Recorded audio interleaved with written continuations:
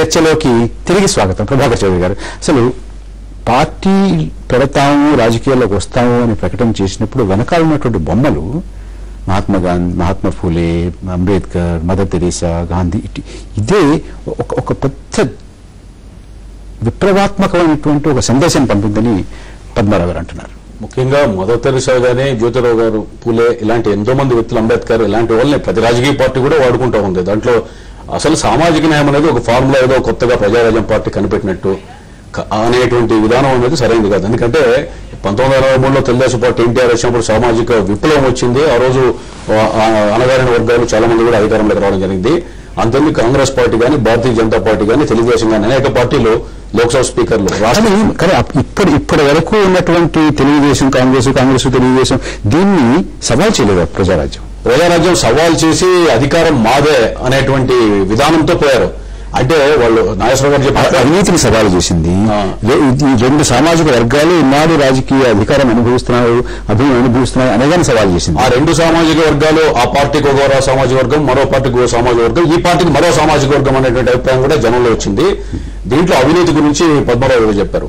అంటే అసలు ఈ పార్టీ, ఆ పార్టీ రెండు అవినీతి పరుల పార్టీ, కోట్ల రూపాయలు సంపాదిస్తున్నారు, ఒక నూతనమైనటువంటి విధానాలతో వ్యక్తిత్వం కలిగినటువంటి వ్యక్తి వస్తున్నారని ఆశించారు. దాంట్లో వాస్తవమే. కానీ చాలా మంది ఆకర్షితులయ్యారు. ఈ ఆకర్షణీయమైనటువంటి పదాలు చెప్పడంలో బాగానే ఉంది, కానీ ఆచరణాత్మకంగా అది ఆచరణయోగ్యం చేశారనేటువంటిది మనం ఆలోచించుకోవాలి. ముఖ్యంగా ఎందుకంటే మన ఈ రాష్ట్రంలో ఒక రోజు ముఖ్యమంత్రి అయినటువంటి మణిచెన్నారెడ్డి గారు పెద్ద అవినీతి పరుడు అనేటువంటి ఒక ఉద్యమంలో జనంలో ఒక చంద్రాల రెడ్డి అని రకరకాల పేర్లతో ఆ రోజు పిలిచడం జరిగింది.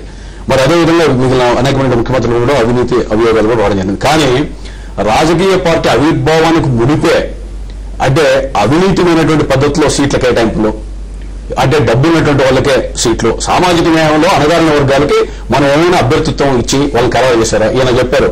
అంటే ఈ మద్యపాన నిషేధం కోసమని కూకట్పల్లిలో అభ్యర్థి 108 బెల్ట్ షాపులు వెళ్ళిన వ్యక్తిని అభ్యర్థిత్వాన్ని ఖరారు చేశారు. అంటే చెప్పడం వేరు, మరి చేయడం వేరు అనేటువంటి భావన.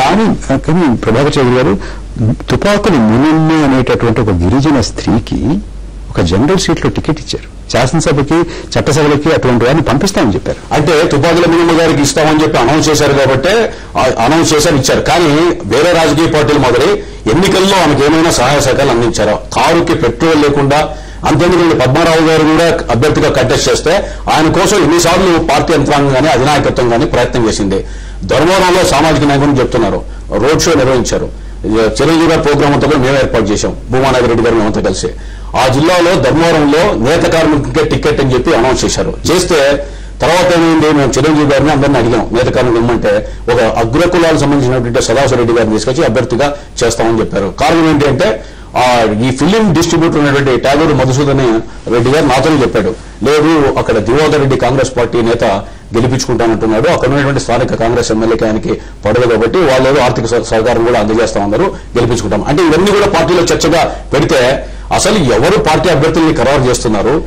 అంతెందుకంటే ప్రకాశం జిల్లాలో అక్కడ డాక్టర్ ఆనంద్ గారు, నేను ఆ జిల్లా ఇన్ఛార్జిగా పనిచేశాను ప్రకాశం జిల్లాకి, అక్కడ మంత్రి శ్రీనివాసరావు సామాజిక స్పృహ ఉన్నటువంటి వ్యక్తి, చైర్మన్ గా పనిచేసినటువంటి వ్యక్తి, రాజకీయమైనటువంటి అవగాహన ఉన్నటువంటి వ్యక్తి, అక్కడ ఉన్నటువంటి లోకల్ గా ప్రజల్లో కూడా గుర్తింపు కలిగిన వ్యక్తి, గ్రానైట్ వ్యాపారం తీసుకుని జిల్లా పార్టీ అధ్యక్షుడిగా ఇవ్వడం, అదేవిధంగా అక్కడ అభ్యర్థిత్వ ఖరారు చేస్తే ఈ రోజు నాకు రాజకీయాల్లో వద్దనేటువంటి పరిస్థితి. అంటే అనంతపురం అక్కడ సామాజిక న్యాయం, ఈయన చెప్పాను 104 మందికి సామాజిక న్యాయంలో భాగంగా ఇచ్చామని.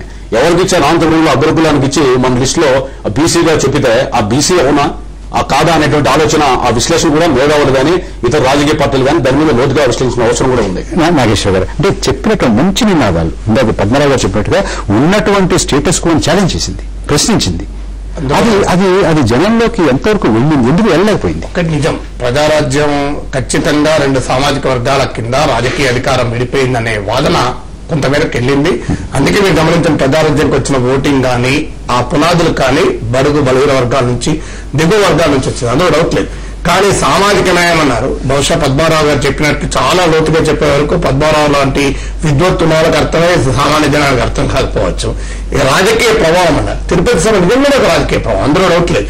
కానీ దాన్ని ఎలా ఉపయోగించుకున్నారు? ఒక మహాప్రభావం వస్తుంటుంది, అది అలాగే ఉపయోగపడదు. దానికి అడ్డుకట్టలేసి కాలువలు తవ్వి పొలాలకు పంపితే అది ఉపయోగపడుతుంది. కానీ దాన్ని సముద్రంలో వదిలేస్తే ఉపయోగపడదు. మీకు మహాభారతంలో 2 బ్రహ్మాండమైన విలువిద్య ప్రదర్శన జరిగాయి. ఒకటి కురుక్షేత్ర సంగ్రామం, రెండోది పాండవ కౌరవుల అస్త్ర విద్యా పరీక్ష. 2 బ్రహ్మాండమైన విలువిద్యా ప్రదర్శనలే. కానీ కురుక్షేత్రంలో విజయం పాండవులు వరించింది, విలువిద్య ప్రదర్శన ఒక ఎంటర్టైన్మెంట్ గేమ్ లాగా మిగిలిపోయింది. అందువల్ల రాజకీయ ప్రవాహం లాగా వచ్చినప్పుడు ఈ రోజున కాంగ్రెస్ నాయకత్వాన్ని తెలుగుదేశం పార్టీ విధానాలకు భిన్నంగా మాదో ప్రత్యామ్నాయ విధానం అని బలంగా ప్రజల్లోకి పరిష్కారాలు ఇవ్వలేకపోయిందా? పరిష్కారాలు చెప్పడం వేరు. ఇప్పుడు సామాజిక న్యాయం అంటే ఏంటి? ఐడియాలజీ అనేది ఆపరేషన్ లేదు కావాలి. ఐడియాలజీ ఇప్పుడు చాలా గొప్ప సిద్ధాంతాలు కూడా ప్రజల దైనందిన జీవితాలతో లింక్ చేయనప్పుడు ఆ సిద్ధాంతం స్ట్రైకింగ్ పవర్ ఉండదండి. సామాజిక న్యాయం కానీ స్ట్రైకింగ్ పవర్ ఎప్పుడు వస్తుంది? దిగువ స్థాయి వర్గాలు ప్రజల జీవితాలతో లింక్ కావాలి. పద్మారావు గారు, అంటే మీరు చెప్పినవన్నీ బాగున్నాయి, మేధావులకు అర్థమై ఉండొచ్చు, మీరందరూ కూడా ఇందులో న్యాయం ఉంది, ఇందులో బాగుందని అనుకుని ఉండొచ్చు. కానీ సామాన్యులు తన దైనందిన జీవితంలో ఇది ఎలా ప్రభావం చూపిస్తుందని అర్థం కాలేదేమో అంటున్నారు. అర్థం కాకపోవడం కాదండి, అర్థం కావడానికి ఎప్పుడు టైం పడుతుంది. కానీ చిరంజీవి గారు రాజకీయాల్లోకి వచ్చిన తర్వాత ఆంధ్రదేశంలో వచ్చినటువంటి ఒక ప్రత్యామ్నాయ రాజకీయ వ్యవస్థ, కొత్తగా రాజకీయాల్లోకి వచ్చే వాళ్ళకి ఇచ్చినటువంటి భరోసా, ఎస్టీ ఎస్సీ బీసీ మైనార్టీలు మరియు ఆ 2 కులాలు కాకుండా మరొక అగ్రకులంగా చెప్తున్నటువంటి సామాజిక వర్గం, అందులో అగ్రకుల తత్వం కంటే కూడా సామాజికంగా వెనకబడిన కులాలు బీసీ కూడా ఉన్నారు. ఈ మొత్తం కలుపుకొని ఓటింగ్ ఫ్యాక్టర్లోకి వెళ్ళేటప్పుడు 18% తీసుకొచ్చారు. మీరు కుప్పకొలుపుతున్నారు. బీజేపీకి ఎప్పుడైనా 18 వచ్చిందా? సిపిఐ వచ్చింది. కానీ 18% ఎన్ని సంవత్సరాల తర్వాత 18% ఓటింగ్ ని మీరు అభినందించకుండా 18% అంటే సామాన్యం అండి, 100కు 18 ఓట్లు తీసుకొచ్చినటువంటి దాన్ని మీరు అభినందించకుండా కుప్పకూలుతుందంటున్నారంటే వాళ్ళు అగ్రకుల రాజకీయ మేధావుల్ని కూడగట్టి ఈ సామాజిక న్యాయం అనేది ప్రజల్లోకి చేరకుండా ఒక నూతనమైనటువంటి ప్రత్యామ్నాయమైనటువంటి రాజకీయ వ్యవస్థ వస్తే మేము ఎక్కడ కూలిపోతామో, మా యొక్క వ్యవస్థ ఎక్కడ కూలిపోతుందనే భయంతో